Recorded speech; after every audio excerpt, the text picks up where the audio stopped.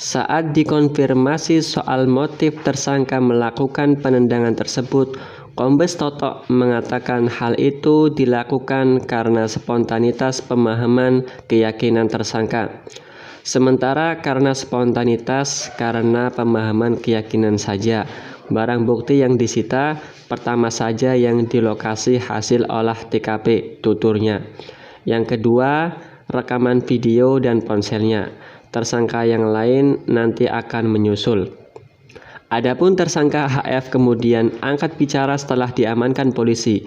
Ia menyatakan permintaan maafnya kepada masyarakat Indonesia, namun demikian HF tidak menjelaskan motif tindakan yang ia lakukan dengan membuang sesajen di lokasi Gunung Semeru.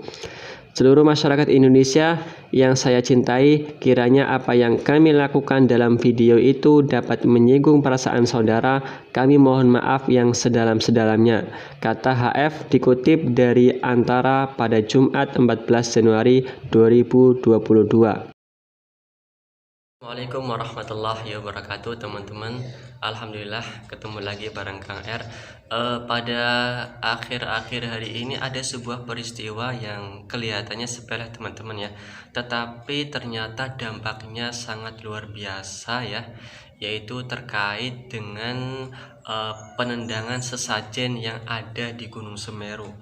Dan di dalam sebuah media berita dikatakan bahwa ternyata pemuda itu sudah dianggap sebagai tersangka terkait kasus penistaan agama dengan konstruksi hukum, yaitu dikenakan pasal 156 dan 158 KUHP. Nah, jadi teman-teman, kita bisa ambil teman-teman ya pelajaran dari peristiwa ini. Yang pertama selain daripada ya kita mesti berpikir sebelum bertindak ya, karena ya mungkin apalagi seorang remaja yang misalnya ketika itu kan masa-masa dimana ingin diakui, ingin memperkuat eksistensinya, itu kan itu masa-masa remaja itu sangat kuat, ingin inilah gue gitu kan. Jadi tetap kita harus berhati-hati di dalam berekspresi maupun bertindak ya, karena Allah Subhanahu wa taala berfirman, inna sam'a wal basra wal fuada kullu ulaika kana anu mas'ula. Sesungguhnya mata, pendengaran, dan hati itu semuanya akan dimintai pertanggungjawaban di akhirat nanti, dan juga tentunya di dunia ini. Nah, selain daripada itu juga kita mesti teman-teman ya harus memperbanyak wawasan ya, terutama ya dalam kasus ini adalah wawasan terkait hubungan antara beragama ya, antara satu agama dengan agama yang lain.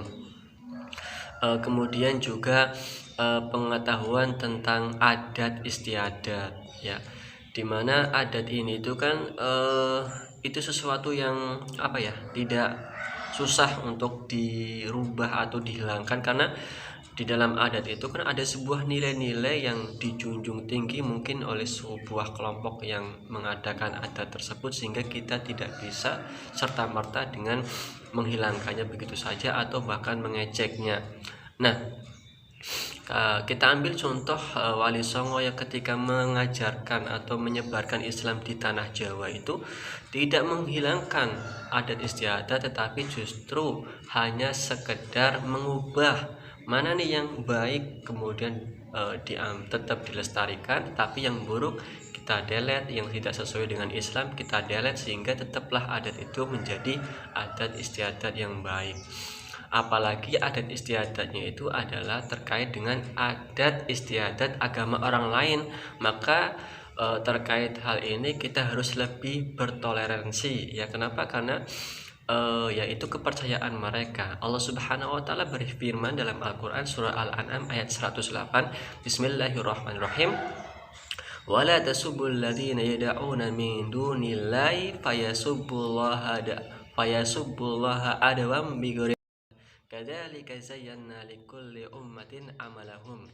Janganlah kamu mencaci maki sesembahan yang disembah oleh orang-orang yang menyembah selain Allah, karena nanti mereka akan mencaci maki Allah dengan tanpa adanya ilmu ya. Dan di sini dalam kasus ini jangankan mencaci maki, ini justru malah menendang ya. Mencaci maki aja tidak boleh, apalagi sampai menendang, itu kan sangat menghinakan sekali. Nah, kemudian juga ada satu yang unik dari pungkasan ayat ini, yaitu kadzalika zayyana likulli ummatin amalahum. Demikianlah kami menjadikan semua orang itu menganggap baik apa yang mereka kerjakan. Jadi setiap orang itu seperti itu fitrahnya ya. Apa yang mereka kerjakan itu ya dianggap baik oleh mereka. Jadi kita tidak bisa serta-merta untuk mengganggu gugat tanpa adanya ilmu gitu ya. Nah, jadi teman-teman mungkin itu saja ya pelajarannya dari peristiwa itu. Mudah-mudahan kita dilindungi oleh Allah Subhanahu wa taala dari segala perbuatan dosa dan kesalahan. Amin ya rabbal